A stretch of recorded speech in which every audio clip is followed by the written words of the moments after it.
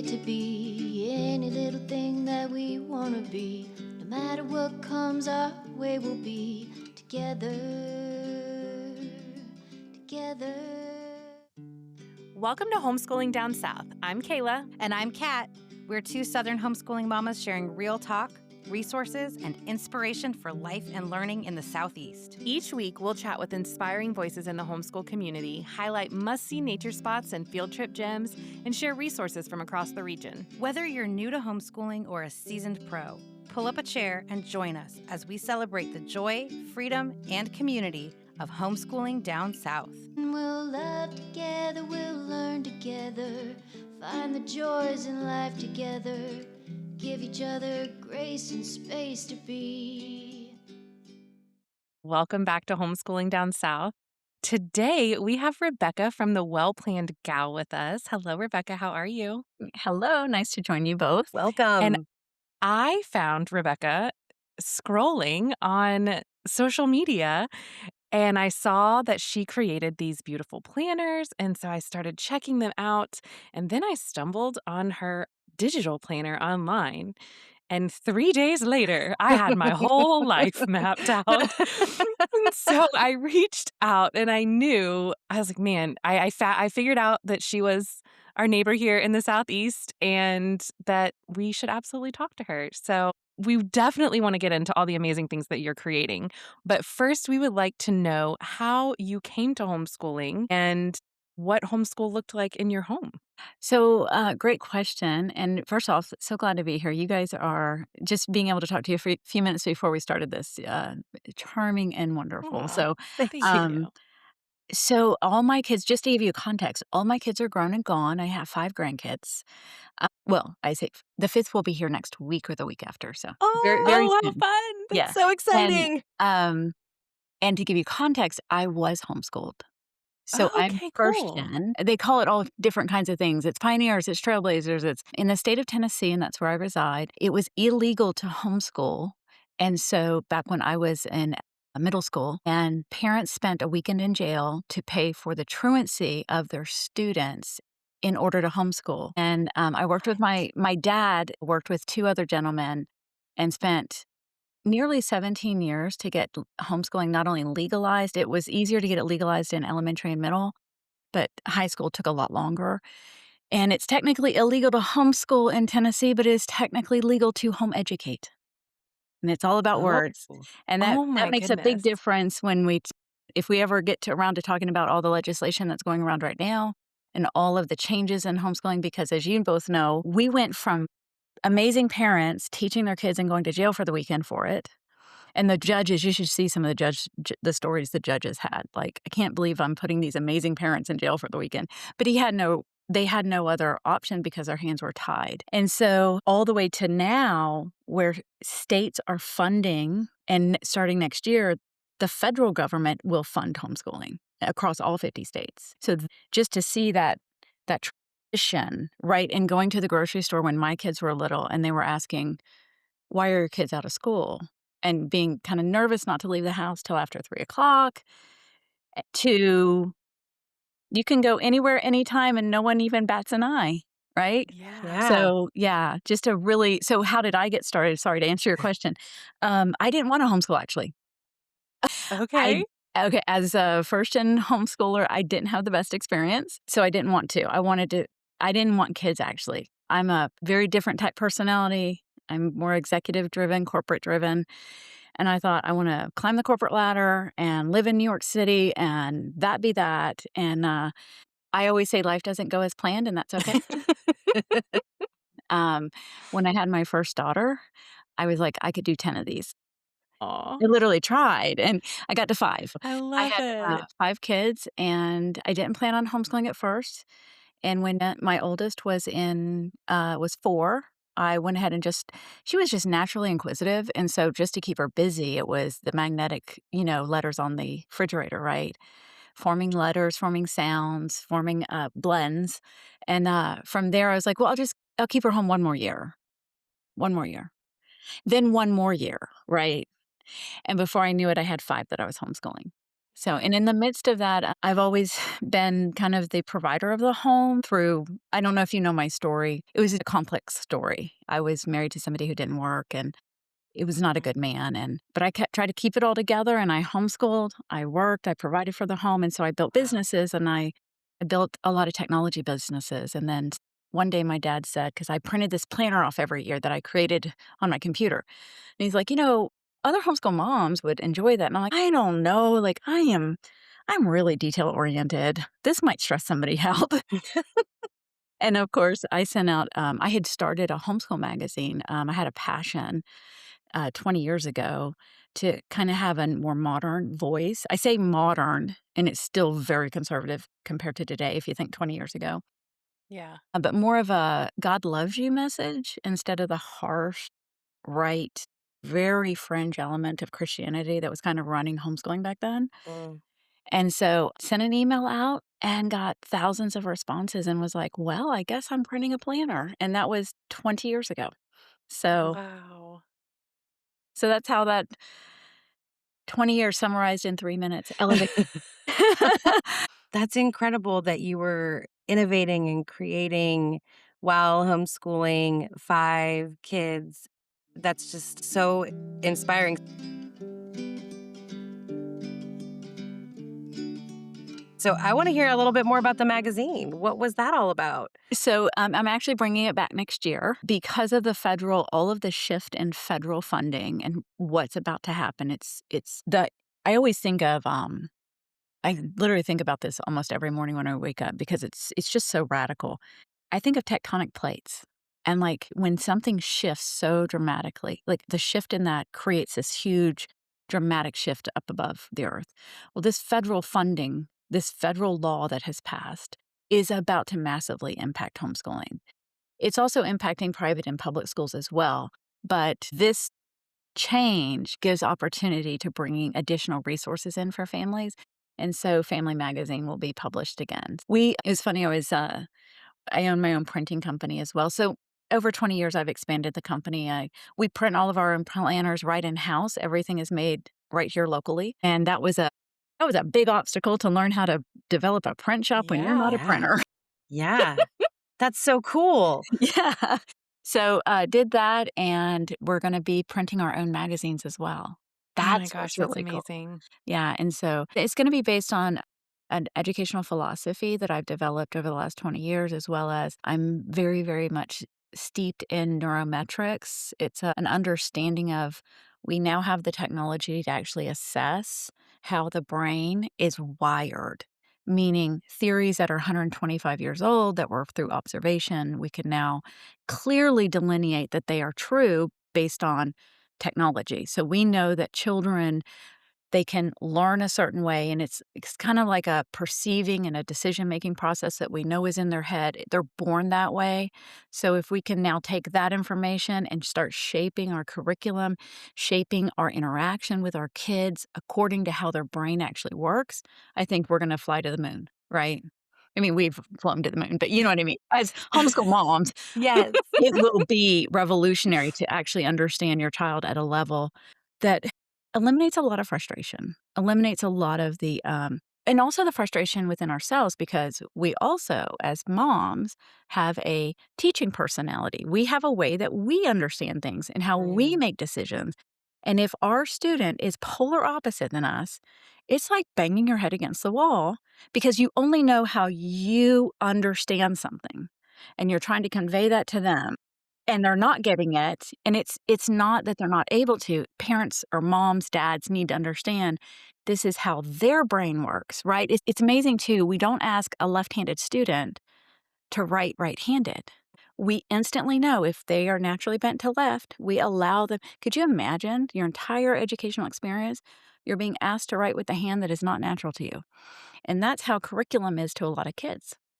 So that's my biggest initiative that I am working on and have been for about 8 years now is bringing that information and distilling it down to a homeschool mom and her students and how that can greatly impact all that. I can't wait to read this magazine. Also, you are so cool. I'm just like listening to you talk. I'm like, this lady is so cool. I'm a I like lifetime learner.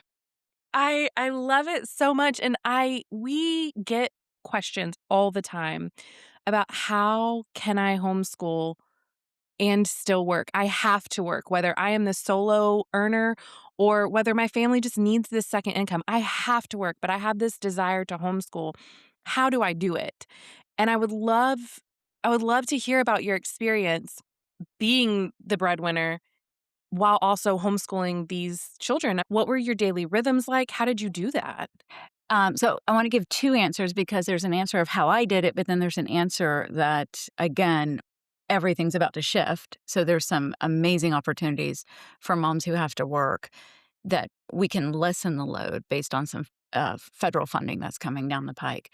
But what I did is I had to make a lot of, I just realized very early on, what do I really want in life? I want to make sure that they are educated the best they can.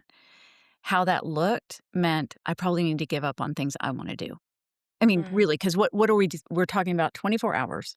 Mm. You have so many you have to sleep. You have so many that you have to give to them for just feeding, clothing, washing dishes, washing laundry, right? You have so many hours you need to do, and not need to in a drudgery sense, but, like, I never wanted to give up on reading out loud. That's our favorite subject. Like, Yeah. that is huge, or going outside to do nature studies, right? We're big Charlotte Mason homeschoolers. But at the end of the day, you can do it. It takes a ton of discipline and it takes a ton of structure. And I did it great. And yet I still think that you can't have it all because I still think there's a few things I missed. And that's some of the things I learned later as an empty nester. I was able, in my studies on neurometrics, I realized my personality is structure, structure, structure, right? I had 5 kids who were huggy, feely, and so but I will tell you, it set them up for life to have the structure because they would not orient around structure naturally. Their natural personalities do not do that. So I gave them a baseline, and we had, like, for an example, we always got up at I woke them up at 7 every morning, and we had the morning 5. So to this day, when my daughter was getting married, my oldest, I walked into her bedroom and she was finishing her 5th thing. And to this day, all of my kids do this every morning. So you make your bed, you brush your teeth, you wash your face, you get dressed, and you pick up your room. Just do that. And if you've ever read the book, Make Your Own Bed, right? I forget his name, Colonel something. Yes. I It's know who just, you're talking about. setting up a rhythm, a standard to just Yeah. start. And it becomes so habitual that you don't even think about it. You just do it. From there, the reward for that was breakfast. So there's some incentivizing going on. Yeah. And then from there, we started on ours was reading aloud. That was our love. My kids would beg, if you keep reading, especially when you kind of stop right when the story gets really intense, I would let them do their math work while I read, as long as they understood the concept. Like, we'd just take a little break, go through the concepts. They could start their, worksheet work. And then I did history and science on alternating days and just got it done. Everything was very regimented, though. And not and then I do say this because it's not very popular, but I didn't leave my house much. And I just knew that, like, for every time I had to leave the house, how long did it take to get everybody ready? How long did it take to pack all the diaper bag, to make sure the stroller's in the car, to get everybody blocked in and ready to go? The drive, I lived out in the country, so we're talking 30, 40 minutes minimum one way. Get there, do the thing. So we had Fridays were our out and about day. So if I could get 4 whole days at home with school, Yeah. I never felt guilty if I took off a 5th day. Yeah. Yeah. That's awesome. Yeah. It's really inspiring, especially hearing how much read alouds were a part of your homeschool. They're a Yeah. huge part of ours. And so that is really inspiring to hear.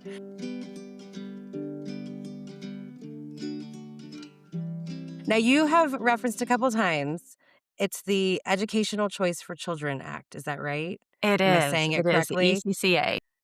And you have been engaged with that bill, but also it sounds like you're working to equip families once it is in effect to Correct. to know what to do. So tell us a little bit more about that. Well, I'll give you the elevator speech on this because I've been watching it for 10 years. It's complex. It changed 17 times in the last 3 days before it was passed. Whew. Oh my gosh. It is the single biggest initiative that our country has ever seen in education.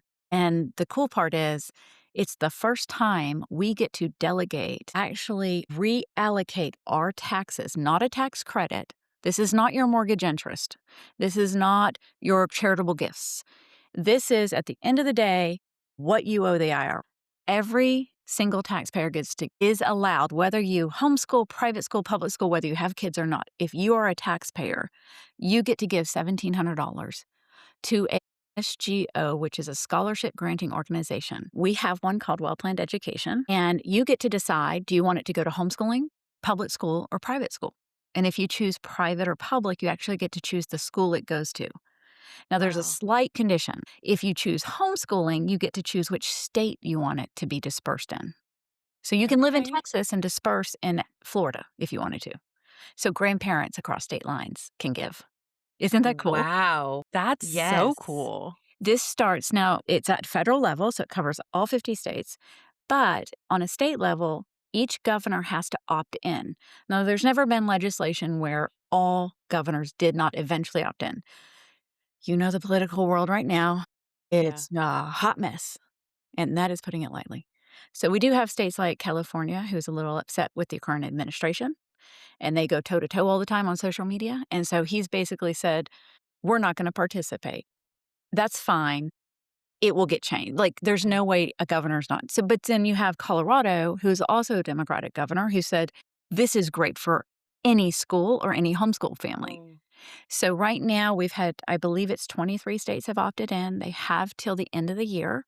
This all starts next year. And we are laying the Okay. groundwork with a national marketplace. Any homeschool family can register to receive the funds as long as the funds are available, because in my estimation, I'll share something with you. In 2016, I had all 8 Republican nominees contact me and asked to be in the magazine to do a video interview and to have some marketing to homeschooling. And I remember it was Ben Carson's chief of staff was a homeschool mom. Talk about work and homeschooling, right? Yeah. Yeah. And she said, I said, I think her name was Diane. I said, Diane, why homeschoolers? We're such a small demographic. I mean, we are such a small demographic in this big, wide USA. And she said, what we know is that for every one homeschool family that we get the vote for, we get 23 more families. Because homeschoolers, especially coming from a illegal, like homeschooling used to be illegal to legal, we are very much aware of political policies to keep our homeschooling freedoms. Now, I know that's not as big of an issue today, 10 years later from the 2016, but I do know that homeschoolers do share. And so what I will be talking about at nauseum is homeschoolers, tell your parents, tell your grandparents, tell your sisters, your brothers, your nieces, your nephew, whoever is paying taxes. This costs nothing. You just basically get to shift where your taxes go. So up to $3,400 for couples, $1,700 for individuals. Isn't that amazing?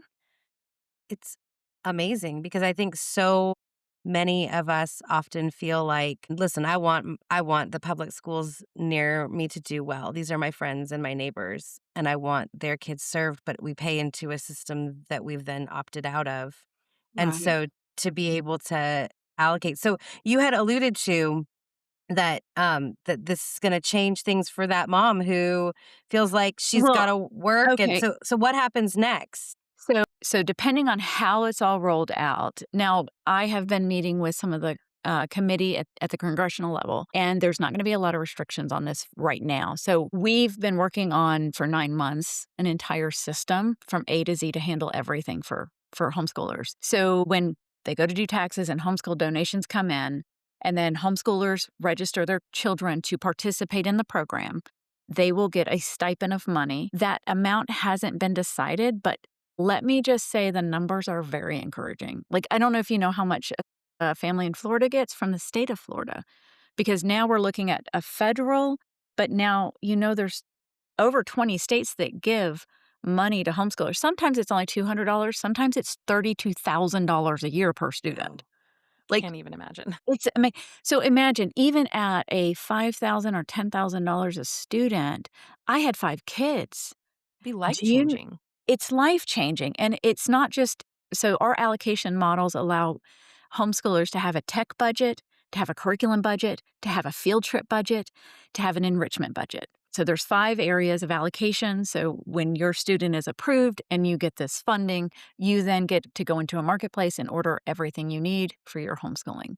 So going back to that, homeschool mom might not need to work 40 hours.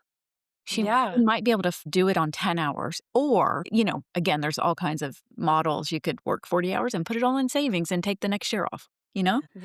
So I hope the first thing that our listeners are hearing is that we will find out all the ways that they can do this, but you need to be following Rebecca so that you can be staying tuned to how this all takes shape over the next year. But I'm curious also, Rebecca, because I hear people say that part of the reason they homeschool is that they don't want the government involved at all. So Mhm. what would you say to that mom who is maybe stressed and struggling over the finances, but wary of that piece of this? So that's a great question. And guess what? The government's not involved. So the federal law allows for SGOs, scholarship granting organization. Those are nonprofits. Mm. That tie between the two, right now, there is no information that we are required to submit to the government that says a name, a social, and any kind of information on your student. The only thing that is required is somebody who donates $1,700. They get, just like you do to a church and not any nonprofit, you get a Mhm. letter stating you donated to this nonprofit. Now we are okay. I believe so firmly that this is the most revolutionary bill that we will ever be able to partake in our lifetime. And it needs to be managed well. And that is why Yeah. I am in meeting after meeting making sure this is managed well. Because what's the first thing you think of when you think of federal bill? I think of fraud. That might be my Italian in me, but I think fraud. I think, how is somebody going to ruin this for us? Yes. 100%. So we have developed some really advanced blockchain technology to prevent fraud, to work with the Treasury and the IRS so that people are not saying they gave and they didn't, or funds go missing and things like that. So I think if this is managed well, and of course, every federal initiative, it is the biggest obstacle is management, right?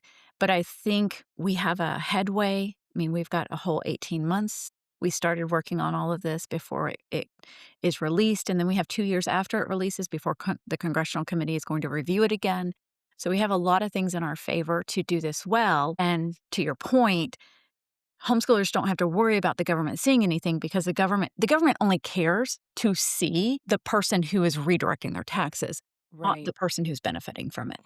We have the pleasure of talking to moms who have graduated their kids a lot. And we talk a lot about how generous y'all are with what you pour back into the next generation of homeschool moms. And I am truly moved to chills right now at what you're doing for Yes. our generation of homeschooling moms and the fight that you're fighting for us, even after you're done homeschooling yours. Really it's really moving and special. I was really excited to talk to you and learn about how to organize my days, but I'm We can talk now about that too. just yes, and we should. We will. But right now I'm just truly touched that you do Yeah. this work for us, for Thank all of you. us that are still in the trenches of it. It's incredible. I said earlier I was homeschooled. I didn't have a good experience. It was very religious, like extreme religious. Yeah. And they really didn't believe women should be educated past 6th grade. So my education was really halted under the guise of homeschooling. And Yeah. so my number one passion is every child, every student is educated. And then my secondary passion is we have the technology to actually educate according to how their brain works. How cool is that? Because you understand that, you can communicate anything to your child, right? Yeah. And I mean, you just you level up so high so quickly because that barrier is gone on how are they hearing me? I'm saying this, but they're not hearing that, right? Yeah. Yeah. So those are my 2 passions. Education for every student, because I am also this ECCA funding. We are working with a lot of private schools, and I am really passionate about public school teachers as well. I Yeah. believe they are under we don't Appreciated, paid. underappreciated is the best word. Yeah. Supported. Thank you. Thank Yeah. you. All the things. This bill could allow up to $40,000 per teacher to have access to for her classroom to get any supplies she needs.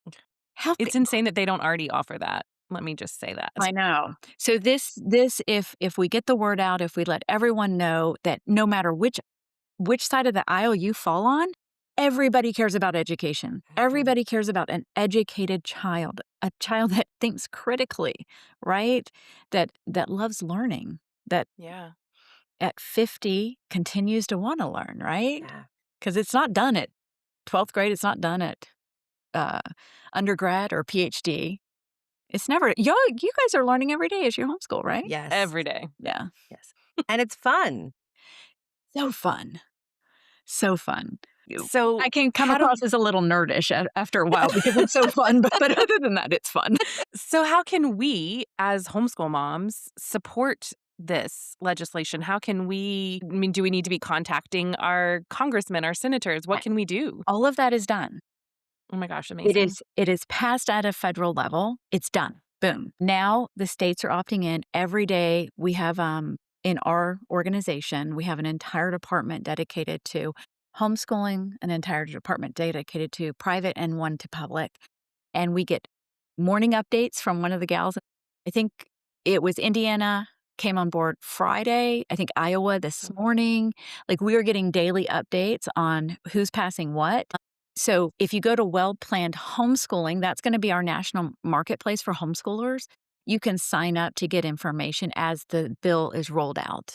And every week we come out with a few more things in the educating. The biggest challenge in this entire ethos is going to be distilling the information. Let me give you an example. I was sitting on a plane coming back from a business trip.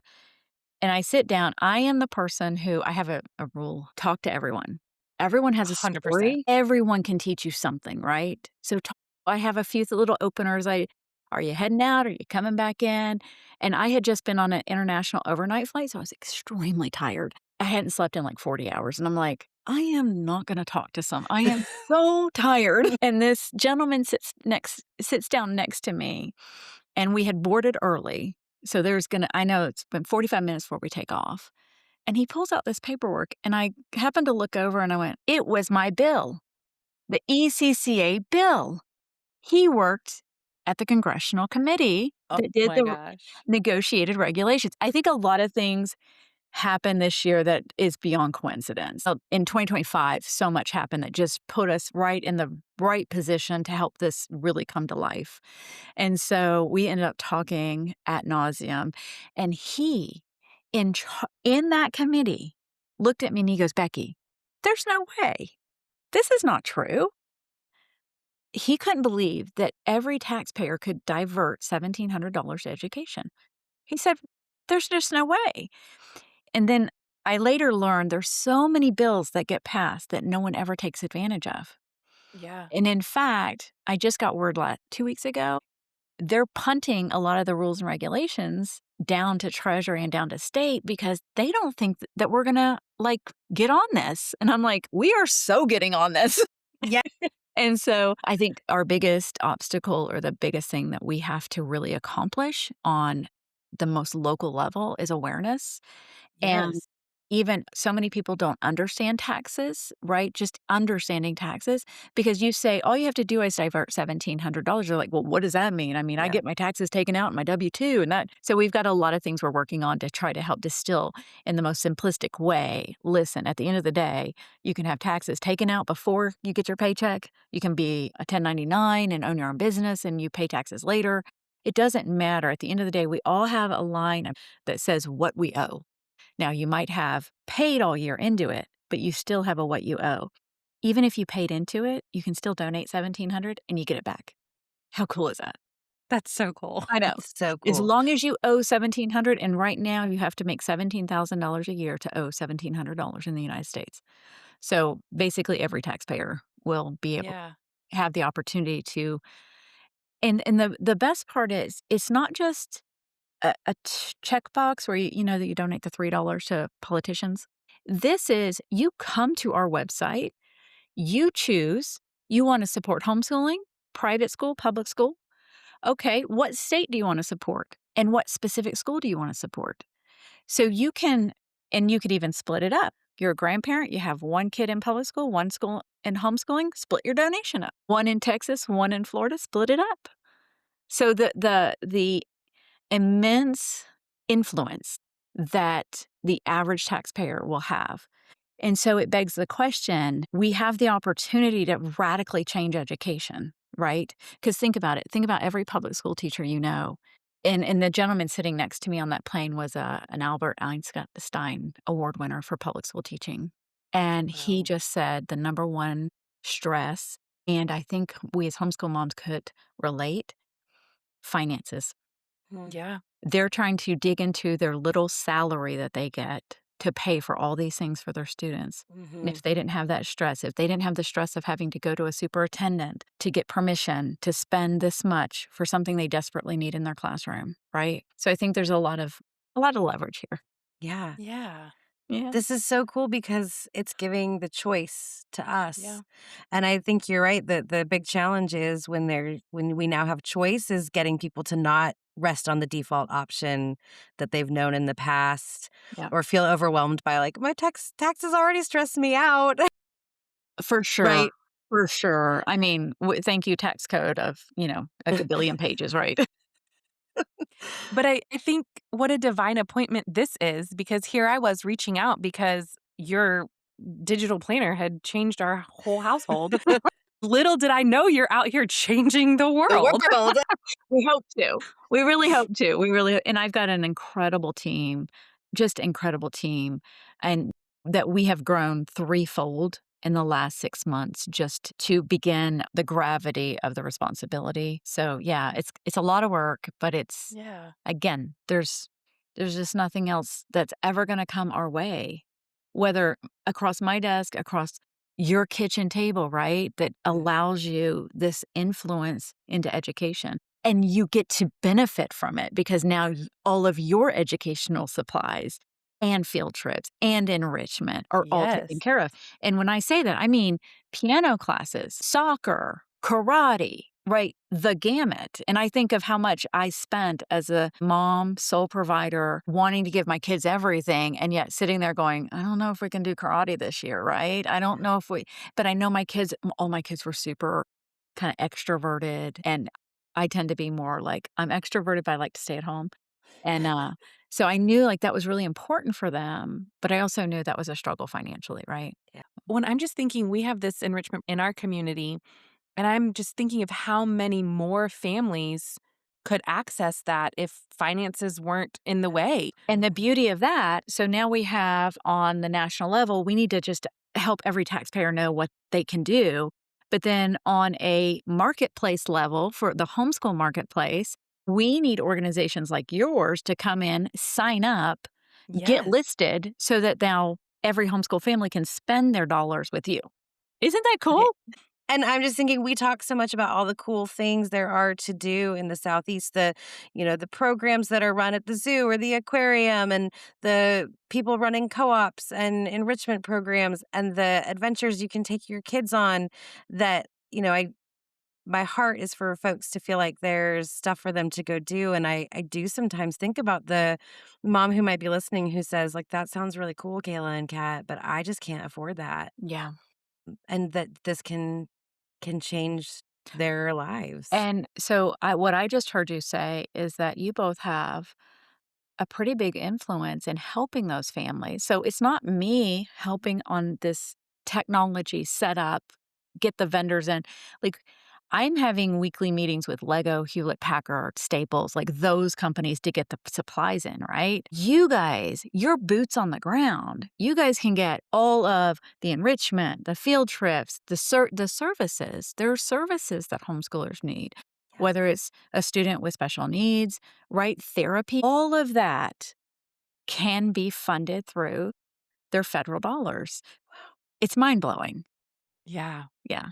Oh, we all say, are we in a dream? Like pinch ourselves on a weekly basis because but there again, you're helping get the word out with your podcast. You can go even deeper than that and help start facilitating, hey, therapy class, karate class, nature, outing, go list so parents can Yeah. spend, Yeah, right? absolutely. Yeah. So cool. It's So when do you have time to create all these beautiful planners? Do you know 3 years ago, no, now 4, apologies, 4 years ago, I started realizing just some sales trends on Etsy and Amazon where the whole individualistic thing came in. And remember, before 4 years ago, I had one homeschool planner, right? I had one student. I had 2 different designs in student, 2 different designs in high school. So I started building the software for the software to create my planner. So it's now like I just push a button and my system builds it. But then the only way to print, so we print as you order. We are on time inventory. You order a planner, you order a custom planner, a personalized pen planner. We print it just for you. And so that gave me the ability to expand to, I think at one point the calculation said over 2 million variations are available in our system just because you can Wow. go in and create a personalized planner that says, I don't like planning top to bottom. I like planning left to right. So mm, you can actually buy a planner that plans left to right.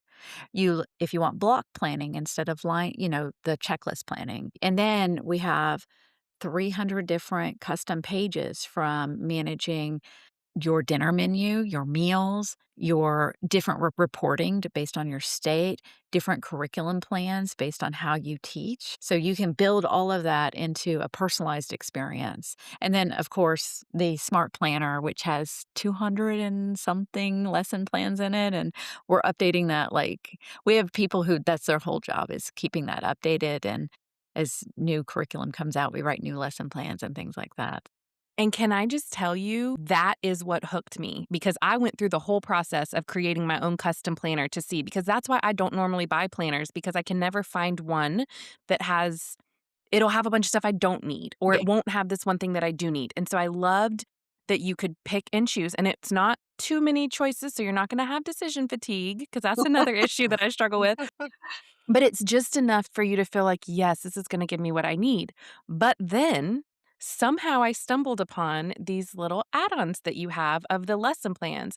And we use LifePack. We are loyal LifePack users in our home. And one of the things that I have told LifePack at conferences is I need some guidelines here. Okay, I'm a type A, structured kind of gal. I'm not saying I'm going to follow them, but it would be nice to have them. And when I tell you, I abandoned that personalized planner so fast and immediately went to the digital, got those life pack things, and oh my gosh, I think I said out loud, this is genius. Thank you. So so creating all that while learning neurometrics, neurology, sociology, psychology, and frameworks, I realized that my one planner hits like 12% of homeschoolers, like literally the brain processing of 12% of them. So now we have the smart planner, we have any personalized planner. My next thing that's rolling out is a combination of both. So you could technically choose the curriculum you're using and it fills it in into printed fashion. I literally have a planner with me at all times. I have notepads. It could be online. That's fine. Even today, I looked at my calendar early this morning and I wrote down all my meetings, wrote down the podcast with you guys. And I literally will check it off when we're done here yeah. because that feels good. I get a little chemical cookie, I call it, and it feels great. So we're still, even though we've got all these huge initiatives on funding going on, we are still optimizing. We've got some AI stuff I'm building called it's a program called Hey Becky, and it's basically you can ask me anything, and it's my brain basically, and it will tell you based on my experience as a homeschool mom, but also as a planner.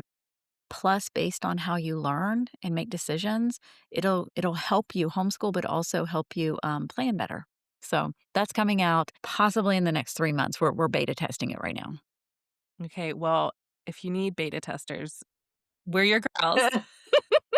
Definitely I think we're under 30 days away from having the integration of the smart planner and the printed together.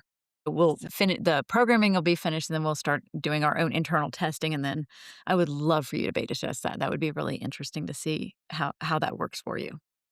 And now knowing all of this comes from the science of learning, explained so much. I mean, I loved the quiz. Like, what kind of planner are you? It was so interesting, and knowing that you're doing that from a scientific Yeah.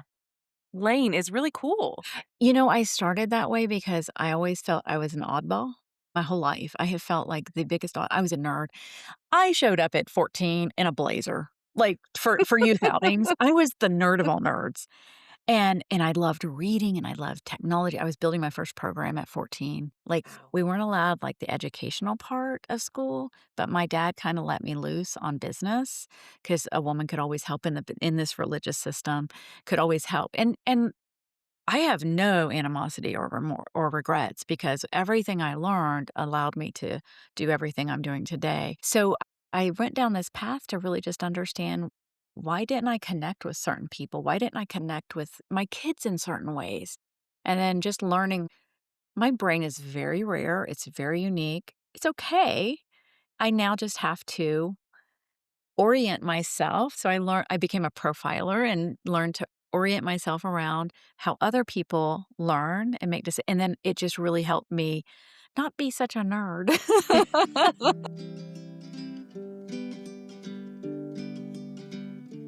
Well, you have really thoughtfully created a lot of really great tools and Thank you. resources for the homeschool family. And we're going to make sure that we get all of the things and get the people directed towards you. But before we go there and do that, can you share with us a homeschooling win? I will tell you about a win with my son, my oldest son. He was smart as a tack in math.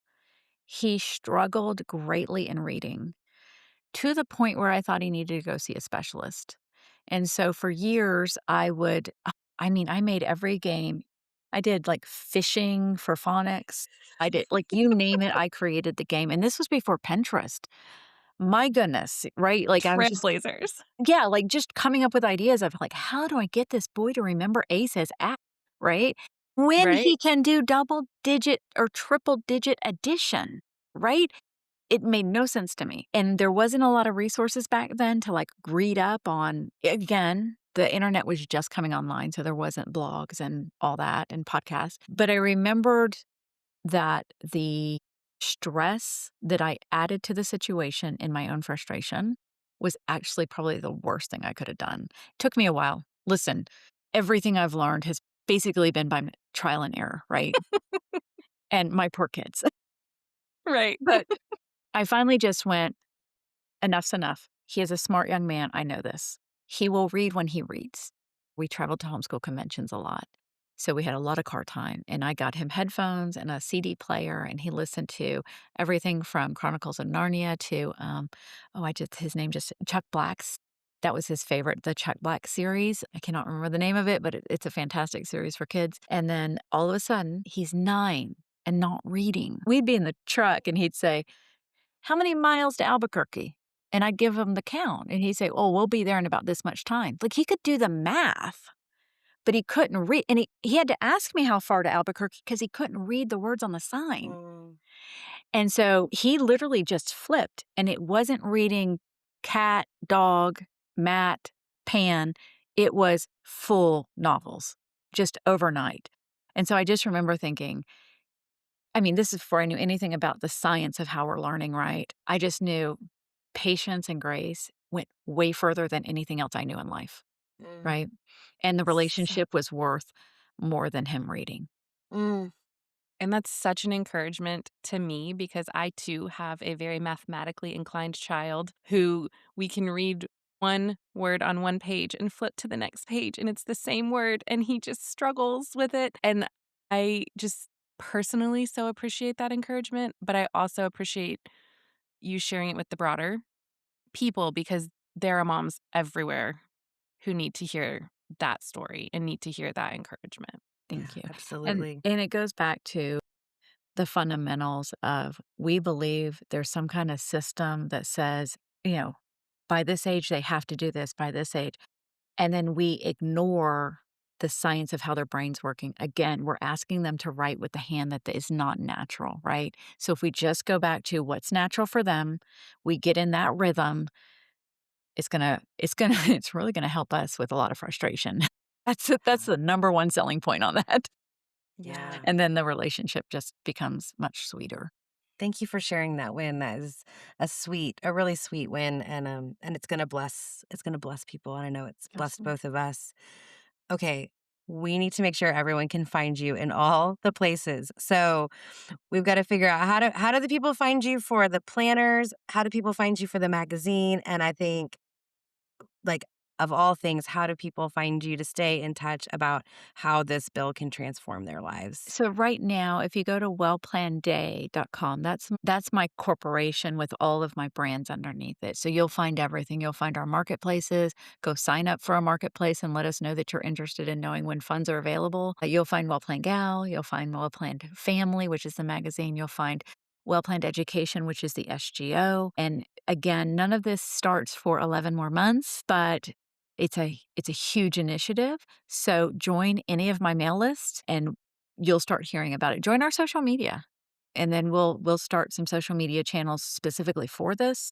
We've got some initiatives coming out in March and April that are really huge. And it's just gearing up, getting the train out of the station and down the tracks. Yeah. And what are the social media accounts that people can follow? Well Planned Gal on everything. Okay, super. And we'll Makes link it to easy. all of that in the show Thank you. notes, of course. And Kayla, where can the people find you? You can find me at scratchmadesimple _ on Instagram and at scratchmadesimple on TikTok. What about you, Kat?